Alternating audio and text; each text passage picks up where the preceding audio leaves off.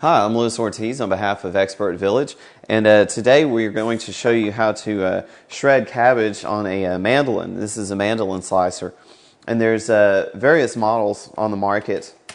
I tend to like this model simply because it's stainless steel, it's easy to clean. There are some smaller varieties that are made of plastic, and obviously the blades are stainless steel, but this is a total stainless steel package, and nice and sturdy. It's got a nice steady foot and ramp, and it's easily adjusted. So those are the things that I look for. I've got some cabbage here, a head of cabbage I should say, and I have a half and a quarter, and we illustrated to you or demonstrated in another video of how to remove the core. So this is the half, and we cut obviously the half into another half and got a quarter. So we've exposed the core here, and I'm going to go ahead and take this out. And I like just making a V cut on each side to remove this.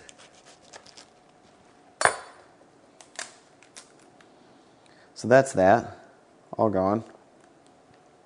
And I've already adjusted my blade on the mandolin. And the blade that I'm talking about is right here. And you adjust the height of it based on how thin or thick you want your cuts to be. And you use this machine for all different kinds of vegetables. So I've got a really shallow setting on the knife. And this is the ramp that the food will be fed down onto. And just be careful with your fingers heading toward that open blade. So again, I've got a really shallow setting so that we can just get a nice fine shred out of this.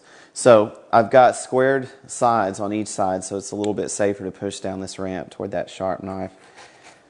And I'm just going to rake it across there.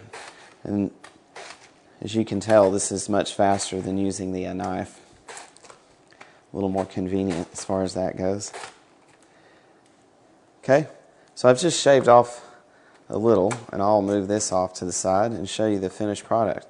So we've got a nice fine shredded cabbage here that we can use for coleslaws. We could braise it with some chicken stock and some bacon and onions for some braised cabbage. And we could also use this for a garnish on some fish tacos or a garnish for salads as well. So that's the way that you get a nice shred off a mandolin. And there's another video out there showing you how to get a similar cut with a knife. But this is a lot more quick and a lot more efficient.